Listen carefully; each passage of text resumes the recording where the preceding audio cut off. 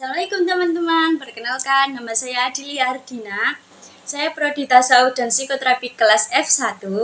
Di sini saya akan memenuhi tugas ujian akhir semester, yaitu mengedukasi teman saya mengenai mengelola emosi dan gimana sih cara menanggulanginya dengan baik.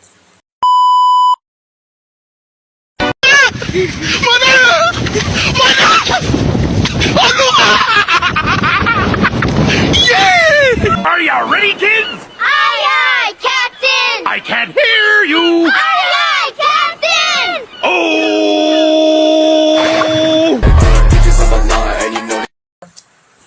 Baik, di sini saya sudah ada rekan saya, yaitu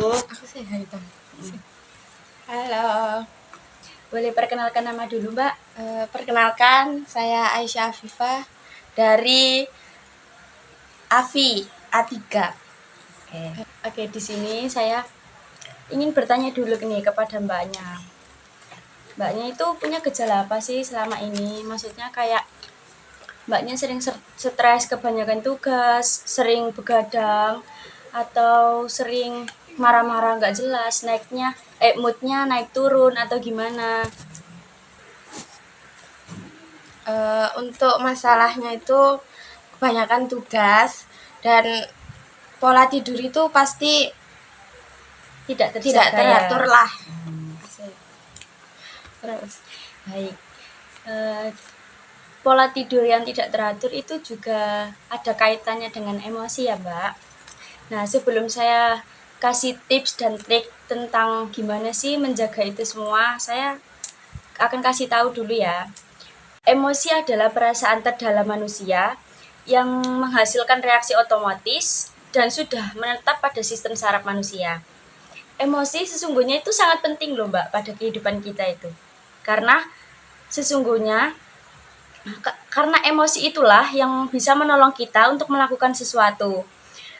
Emosi itu bisa diibaratkan sebagai kompas yang bisa menunjukkan arah. Nah, selain sebagai kompas, emosi juga sangat penting bagi rasionalitas manusia. Karena emosi berperan untuk menghibur manusia dengan mengambil berbagai keputusan. Pasti Mbaknya kan pernah merasa kecewa, pernah merasa marah, ya kan? iya, Nah, pasti merasa kecewa dan marah itu terhadap suatu hal yang dengan berubah-ubah lah, nah kan? Tapi Mbaknya itu lebih mengutamakan rasa sabar dengan cara menahan emosi yang Mbak rasakan tadi kan? iya, Kayak semisal tadi Mbaknya kan bilang, aku kebanyakan tugas nih, pola tidur aku nggak teratur gitu kan. Tapi Mbaknya ya udah sabar, jalanin aja. Kalau nggak dijalanin kan tugasnya nggak selesai, Iya. gitu ya Mbak. Nah, sabar itu memang hal baik, Mbak. Tetapi Mbaknya tuh nggak boleh sering-sering menahan emosi. Hal tersebut itu terdapat banyak sekali dampak negatif untuk fisiknya Mbak maupun untuk mentalnya Mbak. Secara umum, emosi manusia itu kan tergolong menjadi dua, emosi positif dan emosi negatif. Itu sangat-sangat amat penting untuk disalurkan atau diekspresikan. Karena apa sih kok sangat penting disalurkan dan diekspresikan? Karena emosi yang terpendam dan tertahan yang lama itu nggak akan hilang seiring dengan berjalannya waktu, Mbak. Bahkan emosi yang tidak tersalurkan itu bisa menumpuk dan membuat banyak kerugian bagi fisiknya Mbak, bagi mentalnya Mbak, bagi kesehatan tubuhnya Mbak juga. Karena ketika Mbaknya sudah banyak menahan emosi, terus emosi itu menumpuk, itu akan membuat energi psikisnya Mbak itu secara perlahan akan terkikis. Gitu. Dan akhirnya menjadi lelah untuk menampung emosi tersebut.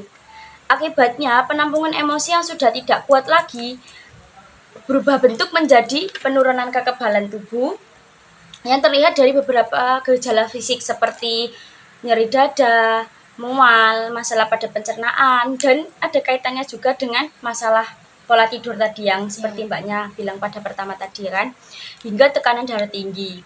Emosi yang tertekan tuh juga berpengaruh pada kesehatan mental Mbaknya seperti stres, kecemasan, Mbaknya sering depresi, kebanyakan tugas gitu kan. Jadi seperti itu, Mbak. Jadi Mbaknya nggak boleh, ya boleh untuk sabar menahan emosi Mbaknya, tapi nggak boleh terlalu sering ya Mbak ya untuk ditahan, karena itu nggak baik ya kan? Ya. Iya. Nah, ada beberapa cara nih. Yang pertama, dengan mengakui perasaan emosi atau perasaan yang dirasakan.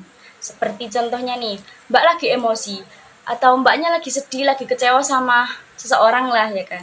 Mbaknya nggak perlu untuk menahan dan pura-pura kuat, pura-pura bahagia. Itu nggak perlu Mbak dilakukan ya kan. Mbaknya emosi, sedih, kecewa dengan seseorang itu hal wajar. Mbaknya mau menangis pun nggak apa-apa.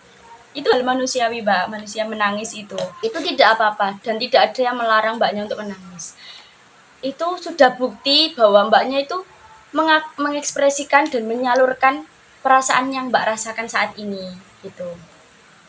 Terus yang kedua itu relaksasi. Kalau biasanya saya itu suka meditasi dan olah nafas. Jadi saya suka berdiam diri dan olah nafas, mengatur nafas, tarik nafas, hembuskan itu ya Mbak. Dalam itu juga bisa relaksasi kayak gitu juga bisa. Jadi nggak apa-apa sesekali Mbaknya itu ngasih reward ke dirinya Mbaknya, kayak beli es krim, kayak jalan-jalan ke depan gitu misalnya kan. Gitu. Ya sehat-sehat ya Mbak mentalnya. Kalau lagi kecewa sama orang nggak apa-apa, wajar kok menangis. Tapi ya gimana cara kita mengakui dan mengekspresikan perasaan kita pada saat itu.